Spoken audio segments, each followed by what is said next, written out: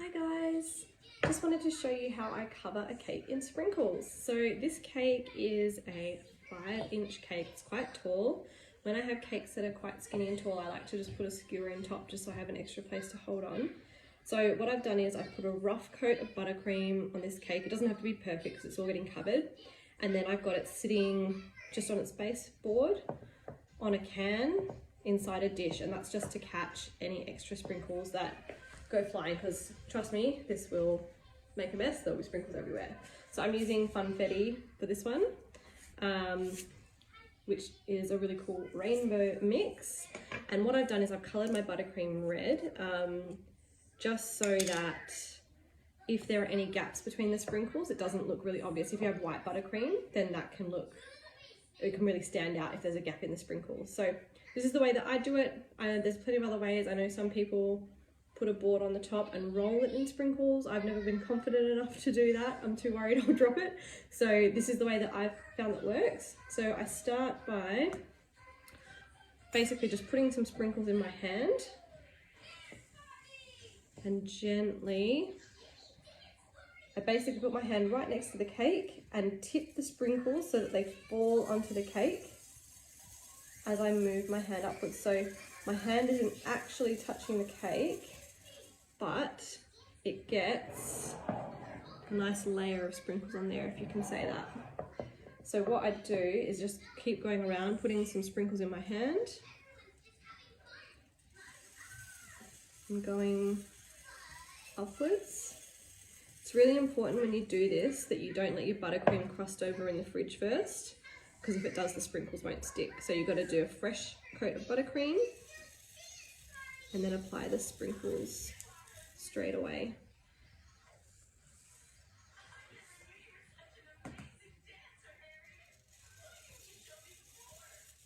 So I'm just going to keep working my way around the cake until it's completely covered.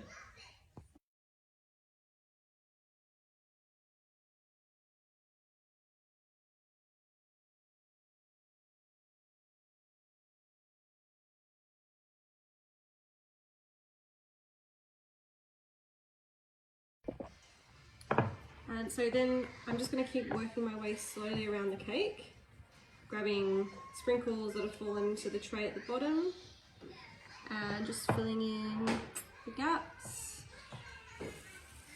using them all the way up to the edge.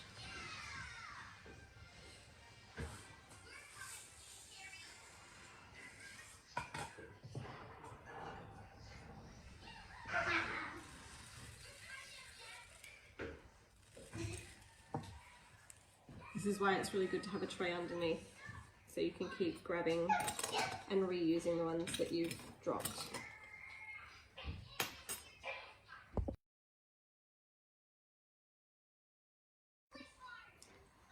So now I've mostly covered my sides. There's still a few little gaps which I can just go around and fill in, but then I'm also going to do my top. So I just pour more sprinkles on the top.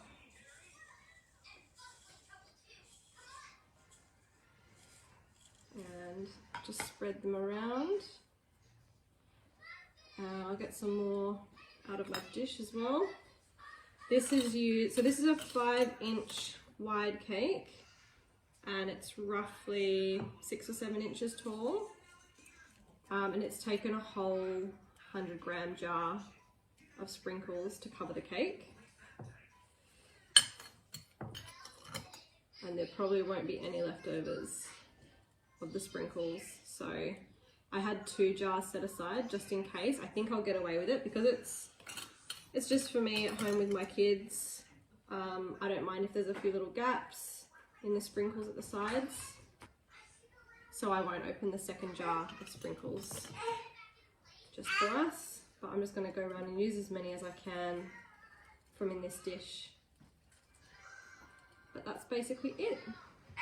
That's how I cover my cake, and then I will attach the cake to the board with a little bit of spare buttercream and then any other decorations that you want to put on it. It looks great with lollies, lollipops, candies, little ribbon around the bottom.